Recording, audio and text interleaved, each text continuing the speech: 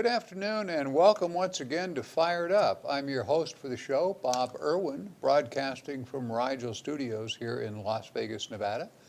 This show is about guns, related politics, and self-defense issues. Fired Up is on our website, Fired Up with Bob Irwin, as well as the American Guns and Glory Network, YouTube, and numerous other media.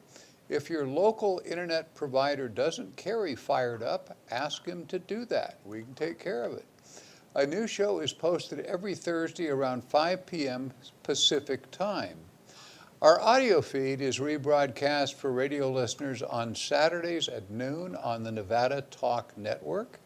You can check out KELY1230.com for a station in your area of Nevada. If you have questions or comments, you can send me an email to bob@firedupmail.com. Once again, that is bob@firedupmail.com. It's on the bottom of your screen at the moment. Or leave a message on my office recorder, which is 702-257-1060. That's 702-257-1060. If you don't leave contact information, I can't call you back. We don't track numbers on my office phone for your protection. So if you don't tell me your number, I won't be able to contact you. There are several hundred defensive uses of firearms each week in the United States. Rarely, truthfully, are covered by mainstream media. I always select a few for each show for my listeners' education. Most are good shootings, some are questionable, sometimes they're just plain wrong, but they're all educational for those of you that keep a defensive firearm in your home or carry one for self-defense in your vehicle or on the street. Individual incidents are always adjudicated under local law, so the advice given here may not apply in the area where you live. Advice from a local gun-savvy defense attorney is always recommended if you're involved in some self-defense use. Stories are often paraphrased for clarity by translation by me from police jargon, what I call lawyer speak, and regional accents into more standard American English. The incidents here are as reported, but the names of the individuals involved are usually deleted. I tend to use their age rather than their identification. The identification of the cops involved, the lawyers, and the media, however, are used. So, here we go. This wow, I'm far into the show already. This first story is from the Houston Chronicle by a journalist named Nicole Hensley, reported August 27, 2020 in Houston, Texas. A break-in at Green Seed Vegan, which is in the 4300 block of Almeidas Road, was reported about around 10:30 in the evening. Police had a really good description of the suspect from surveillance footage, and officers set off to find him. Houston Police Commissioner Carolita Johnson told media that unbeknownst to us, the owners were also looking for the suspect. Seems like a bad idea. About an hour later, a report of a suspicious person with a weapon came in at Fannin and Stewart Street in Midtown. There, police found the accused burglar, identified Thursday morning as a 37-year-old, with a gunshot wound to the leg. He's expected to survive, and the burglary charge is pending his release from the hospital. Police believe at least one of the owners tracked down the alleged burglar and confronted him. An argument began over what was believed to be stolen property, described in the reports as iPads and other electronics. That confrontation escalated to gunfire. There was blood evidence on the sidewalk, which will no doubt indicate who was actually involved in the shootout, No one was injured over this other than this individual. Owners were briefly detained for questioning. Criminal charges may be coming from the Harris County Grand Jury. The Green Seed vegan owners could not be reached for comment, and a woman who answered the phone at the eatery said she was too busy filling takeout orders. The comments on this is a really, really bad idea. The owners apparently tracked down the burglars through their videos and social media presence. How complicated will a self-defense plea be? Even in Texas, where one is allowed by law to chase thieves, hunting them down later seems a bit beyond legality. There may be some interesting case law in Texas about how long your pursuit can last, but unless you live in Texas, don't try this at home. Let the police do their job. A separate note here for my friends and fans.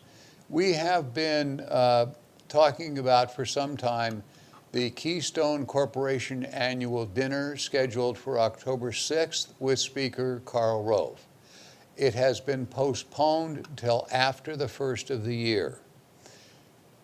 The Venetian Hotel has been informed by our Democratic governor and self-appointed king, Steve Sisolak, that no more than 50 people can be in the banquet room, no matter what its size, due to the Chinese virus. Social distancing and face masks apparently don't apply to pro-business events. Another reason to vote in November. King Sisolak has shut down, besides a couple of recent Trump rallies going on today, I understand, that were going on today. But he has decided that, well, kind of like a church, our pro-business group isn't allowed more than 50 people, no matter the size of the venue. Remember when you vote. The second story, the Orlando Sentinel, a journalist named Tiffany Thiessen, reported August 28, 2020 in Lakeland, Polk County, Florida. A chain of events began just after 6 in the morning. A 6-foot, 250-pound male broke into a resident's home while the homeowner's parents, wife, and 9-year-old were inside. The 45-year intruder and a woman who was with him had driven from Orlando to Polk County to meet someone. This information comes from Polk County Sheriff Grady Judd. After the 45-year-old crashed through a glass front door, Sheriff Judd said the homeowner didn't immediately shoot, but he called 911 and tried to subdue the suspect. Deputies arrived shortly after and attempted first aid on the subject. Those attempts were unsuccessful. Now, what happened here? A bit earlier, the deceased 45-year-old had been driving a pickup north on Old Polk City Road when he swerved all over the road and crashed through a fence and then into a tree. The sheriff said the 45-year-old was screaming erratically, bleeding, and according to one witness, growling. The man jumped on several vehicles and broke at least one windshield. He tried to enter a school bus with a child on board, but the driver locked the door before he could get in. The sheriff offered this homeowner was perfectly justified in what he did, but the state attorney general's office will investigate and make the final determination. The deceased's identity has not been released, but he had a long criminal history. Investigators have no idea what prompted the man's behavior, but added, this has meth written all over it. The child on the school bus was delivered to the school safely. Comments here, sometimes trouble just finds you. all of the home cameras, alarm systems, guard dogs, aggressive plants et al. Just don't deter some random, totally unstable individual having a firearm, and the will and skill to use it is the necessary last resort to protect your loved ones. We're going to break here for a word from some of our friends and associates. We'll be right back.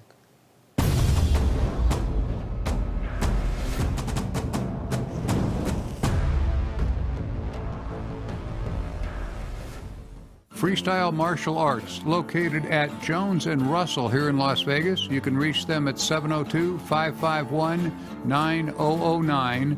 That's 702-551-9009.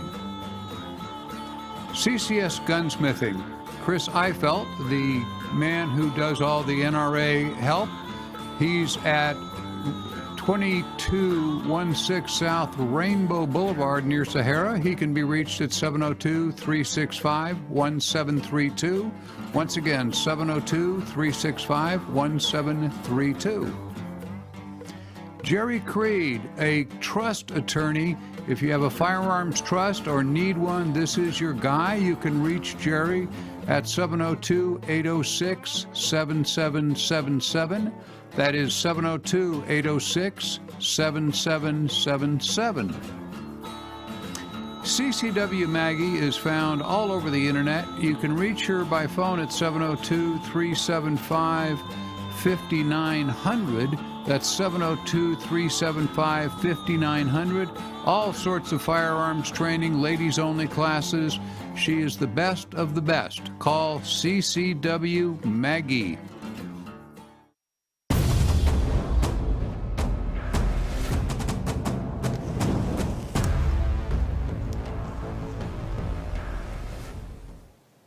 And we're back. Story 3, this is from KDKA, CBS Channel 2 in Pittsburgh, Pennsylvania, reported September 1st of 2020. Allegheny County police detectives are investigating a shooting in Wickensburg, Pennsylvania. This apparently started out as a home invasion. Around 11 in the evening, Monday night, there were 5 people inside a house, 3 men and 2 women. They were met by 2 intruders. Allegheny police say the home invasion along Penn Avenue involved 2 intruders. Police say they were inside and they were confronted by two armed men who lived in the home. One of the intruders began shooting and then ran out through the front door, while the second intruder ran out through the back door. While Wickensburg police were searching the area, they found the body of a 29-year-old man on the intersection of Superior Street and Penn Avenue. He was found wearing a ski mask. Allegheny police say through their investigation, they found the 2 armed men who live in the home did not return fire. Investigators say it appears one intruder was struck by gunfire from his accomplice. Shots fired, screaming and yelling is something a neighbor doesn't typically hear at night, but in this case, a neighbor did, and it was right across the street from where he lives. I know it woke up the neighborhood. This is quoting the neighbor. I mean the people in the apartment building, because they started coming out of their homes. He said, violence is tremendous today. Anyone with information is asked to contact the Allegheny County Police Department. Their number is 1-833-255-4877. That is 1-833-255-4877. Comments here are, how nice. One home invader shoots his partner, saving the residents the bother of defending themselves. The saving on ammunition is not to mention attorneys, will be substantial. This is a tragedy, certainly, all the way around, but it is not uncommon for a perp in the middle of gunfight, especially in the evening in the dark, which this appears to be, that they shoot each other rather than their intended victims. It all worked out. Story number 4. The Lafayette Journal and Courier, a journalist named Ron Wilkins, reported on the 1st of September 2020 in Lafayette, Indiana, a 37-year-old Domino's pizza delivery man shot and killed a 19-year-old late Monday when the 19-year-old tried to rob him in the 1900 block of North 16th Street. This is according to witnesses, to a particular witness who might have been the last person to speak in this case to the victim. Minutes after the shooting, the robber's suspected accomplice shot and killed the Domino's employee, according to this nearby resident who witnessed the murder. The witness heard 4 shots outside of his home at the corner of 16th and Hart Streets about 11:15 in the evening. When he went outside, he saw a man lying dead on the sidewalk near a fence, and the pizza delivery man who told the witness they were trying to rob him. The witness goes on, I was talking to the pizza guy when I came out. It was like, bro, are you all right? He was like, they were trying to rob him from what he told me. The Domino's delivery man asked the witness and his roommate to call the police, which they did. While the witness's roommate called police, he said he watched as a 17-year-old girl walked across the street and shot the 37-year-old at point blank range, killing him in the street. She lives a block from the shooting scene, according to police records. She's being held in Tippecanoe County Jail on suspicion of murder and robbery. Comments on this are, this is a horrible tragedy. Professional firearms trainers always harp on the fact that there may be more opponents than you can see. In the midst of the event, it is really hard to turn your head and look for other threats. In the instant you realize that you have survived being killed, you relax a bit and it's difficult to stay completely alert.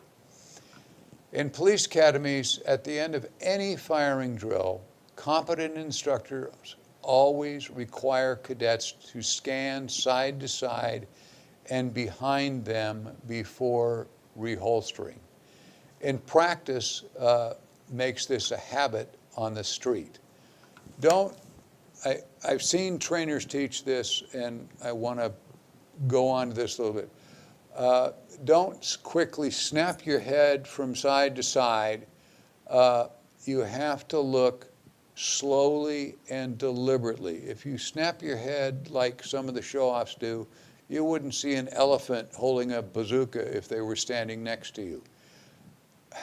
Look slowly, deliberately, and turn with your firearm. If you find a threat, you should have your gun with you, not pointed in the opposite direction. In other words, you're not going to turn away from the initial threat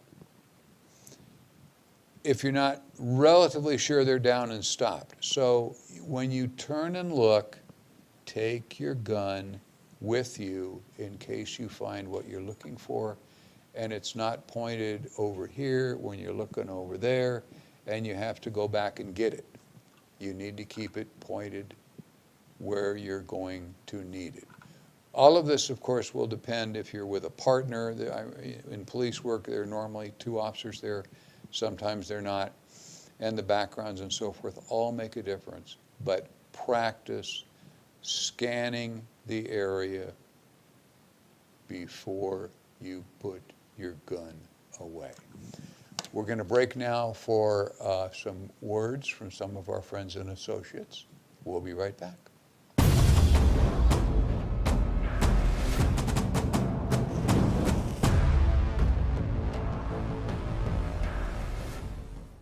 Attorney Donald J. Green, a common guest of mine on Fired Up. He can be reached at 702-409-8239. He specializes in gun case litigation.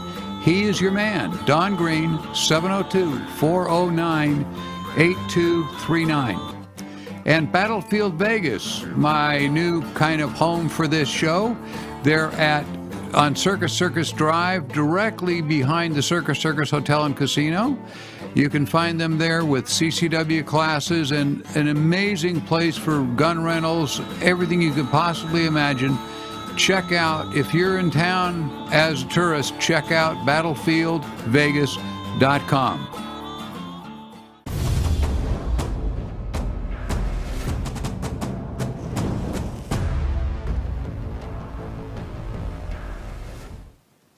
Okay, we're back. This next story is complicated and needs to be run on this program. Fox 31, a journalist named Keegan Harsh, reported September 2nd, 2020, in Arvada, Colorado, about 12:30 p.m. on August 28th, a victim says he feared the worst when a man walked up to him while he was putting away his groceries and threatened him with a gun. He's putting his groceries in his car. It was like, oh my God, I'm going to get shot, he said. The man demanded the keys to the victim's car. He says seconds later, there was a gun pointed at his stomach. It was surreal. When he pulled that gun, I went into tunnel vision.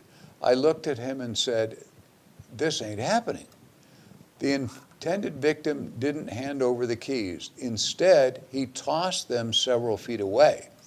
The suspected car thief took off after the keys. The distraction gave the armed victim enough time to draw his own concealed weapon. I took a giant sidestep, drew my firearm, pointed it right at him and said, not happening, not today. The look on his face was sheer shock when he looked up and he was looking down the barrel of my pistol. It worked. The man took off running. Police arrested a 38-year-old a short time later. He had reportedly just crashed a stolen truck outside the McDonald's next door and was looking for another escape vehicle.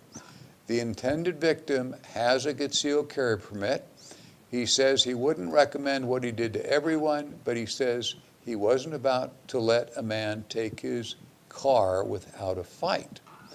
The 38-year-old would-be robber was jailed on several charges, including aggravated robbery with a weapon, careless driving, I wonder where that one came from, second-degree trespassing, felony menacing with a weapon, leaving the scene of an accident, and aggravated motor vehicle theft. Now, this seems to be a good shoot and all of that, but consider the difference in the story compared to our previous one here. Training and practice work. The option of withdrawing here does not appear to be available, but given available distance, one could question the deadly force to save your car. His comment that he wasn't about to let a man take his car without a fight could be a problem. That can undercut the assertion that his life was in danger. Always try to avoid comments to the press and bystanders.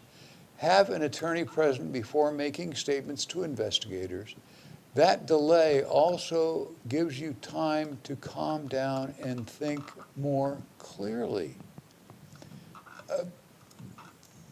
Excited utterances like that, I wasn't going to let the guy take my car, so I used deadly force, is going to make this a real interesting case for a defense attorney trying to say he shot in defense of his person, and the other side prosecutor says, well, no, he shot to protect his car. Isn't a car a property crime? Anyway, there'll be more on this as we go on. I may bring this up to Don Green, who I'm having on a special show this weekend. Now, this is another story that just came up in the Review Journal and Fox 5 and so forth. Here in Southern Nevada, Fox 5 TV, the Las Vegas Review Journal, and lots of other media report September 4, 2020.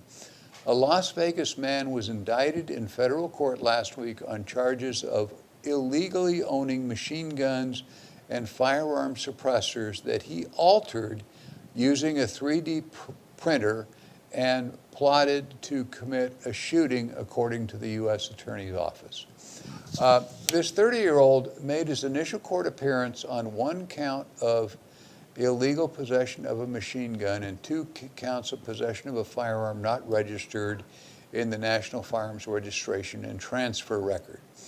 Homeland Security, the Bureau of Alcohol, Tobacco, and Firearms and Explosives, the ATF, and the Las Vegas Metro Police worked in partnership here with the U.S. Attorney's Office.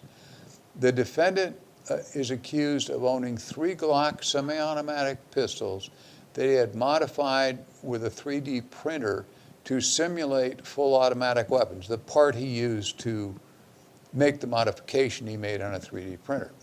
He had also had 5 firearm silencers that were not properly registered.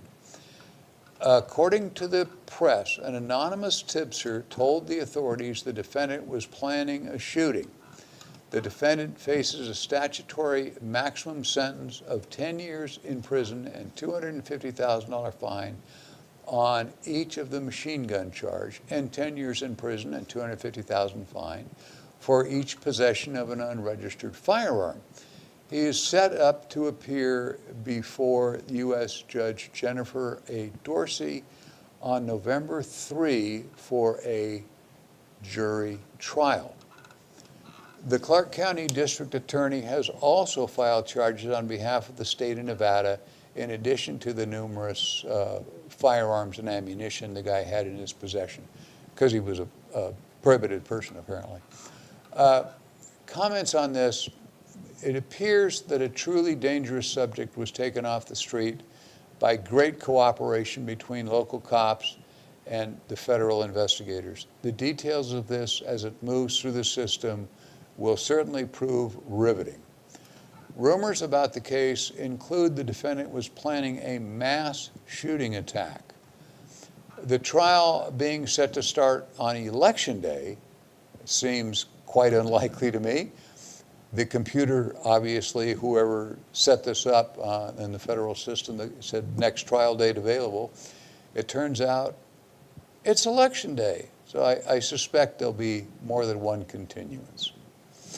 That's all we have for you today.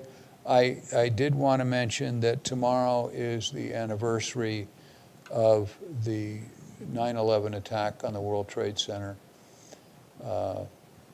a tragic event that made us all realize the danger of terrorism, and hopefully we haven't forgotten it. You can check out my recent shows at firedupwithboberwin.com. It contains several dozen episodes. Please patronize our friends and supporters. We'll be back next Thursday on my website, firedupwithboberwin.com, also on the American Guns and Glory Network, numerous other websites, television, and radio stations. When watching any media, click on subscribe and new shows will be sent to your phone or computer automatically.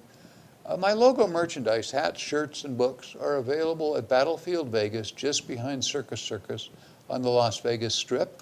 If you are ever in Las Vegas, it is a must-see attraction.